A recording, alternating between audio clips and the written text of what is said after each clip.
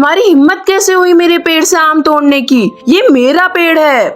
क्या यह तुम्हारा पेड़ है? मुझे नहीं पता था। फिर ये आम पहले तुम मेरे घर पे पहुंचा दो, क्योंकि मेरे बच्चे भी भूखे होंगे। क्या आपके बच्चे भी हैं? मैं यही चाहती थी कि मेरे बच्चे इस पेड़ के आम खा लें। आज के बाद ये आम का पेड़ तुम्हारा हुआ।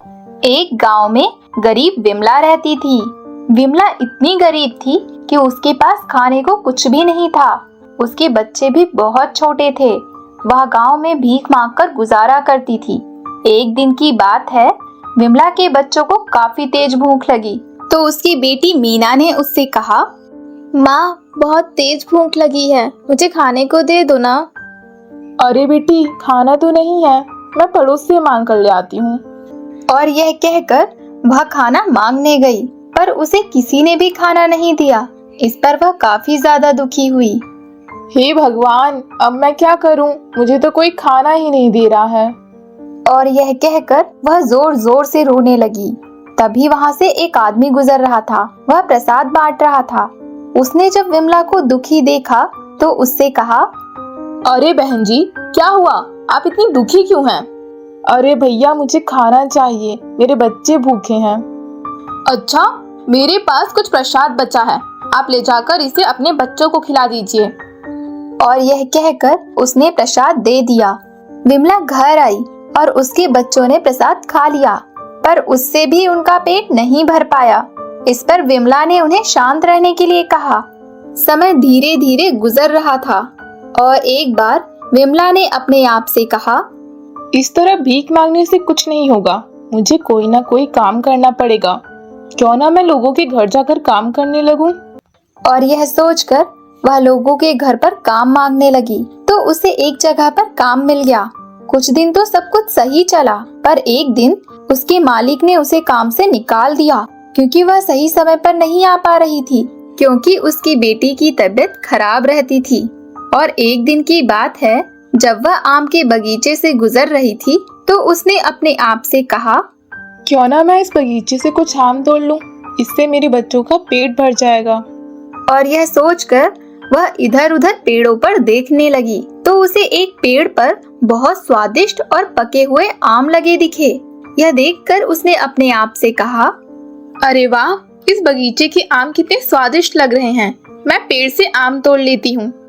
और यह कहकर वह पत्थर मार के आम तोड़ने लगी, पर कुछ भी नहीं हुआ। इस पर उसने एक लकड़ी उठाई और उसे डालियों पर मारने लगी, जिससे आम नीचे गिरने लगे। आम को देखकर वह बहुत खुश हुई और उसने जैसे ही आम उठाए, वैसे ही वहाँ एक चुड़ैल आ गई।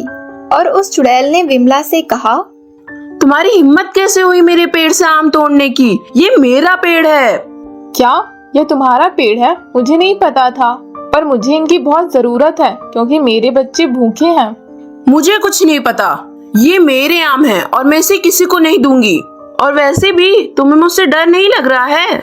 नहीं, मुझे आपसे डर नहीं लग रहा, क्योंकि इस समय मुझे मेरे बच्चों की भूख दिखाई दे रही है। मैं आपसे विनती करती हूँ, मुझे यह आम ले जाने दीजिए। ठीक है, तो इसके लिए तुम्हें एक काम करना पड़ेगा, तभी मैं ये आम तुम्हें दूंगी। बताइए, मैं आपका क्या काम करूँ? ठीक है, तो फिर ये आम पहले तुम मेरे घर पे पहुंचा दो, क्योंकि मेरे बच्चे भी भूखे होंगे। क्या आपके बच्चे भी हैं? हाँ, क्योंकि मेरी मौत एक बीमारी की वजह से हो गई थी। उस समय मेरे 2 बच्चे थे। क्या तुम मेरा इतना सा काम कर सकती हो? हाँ हाँ, क्यों नहीं। इसके बाद चुड़ैल उसे अपने घर का पता बताती है और विमला आम लेकर उसके घर पहुंच जाती है। विमला ने देखा चुड़ैल के बच्चे बैठे थे, वहीं उसका पति भी था। विमला ने उन लोगों को आम दिए और सारी बात बताई, जिसे सुनकर वह आदमी बहुत खुश हुआ। इसके बाद विमला वहां से चली आती है और बाग में आने के बाद उसने चुड़ैल से कहा, मैंने तुम्हारे बच्चों को आम दे दिए, तुम्हारे बच्चे तुम्हें बहुत याद करते हैं। मुझे पता है, पर मैं कुछ भी नहीं कर सकती हूँ। वैसे भी अब मेरी आत्मा को मुक्ति मिल जाएगी।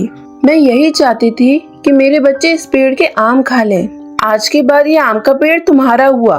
क्या आप सच कह रही हैं? आज के बाद ये आम का पेड़ मेरा हो जाएगा? हाँ, और इसमें बहुत ही स्वादिष्ट और मीठे आम लगते हैं, जिसे खाने से तुम्हारे बच्चे कभी भी बीमार नहीं पड़ेंगे। और जो बच्चे बीमार होंगे वो भी ठीक हो जाएंगे, क्योंकि इसमें मेरी शक्तियाँ हैं। यह सुनकर विमला बहुत खुश हुई और इसके बाद वह आम को तोड़कर अपने घर ले आती है। वहीं उस चुड़ैल को भी अब मुक्ति मिल जाती है। और वहीं जब उसकी बेटी मीना ने आम खाए तो उसकी तबीयत बिल्कुल सही हो गई। यह देखकर विमला बहुत ज्यादा खुश हो गई और अब वह आम का पेड़ विमला का हो गया था, जिससे वह आम को तोड़कर बेचा करती थी और अपना गुजारा आराम से करती थी।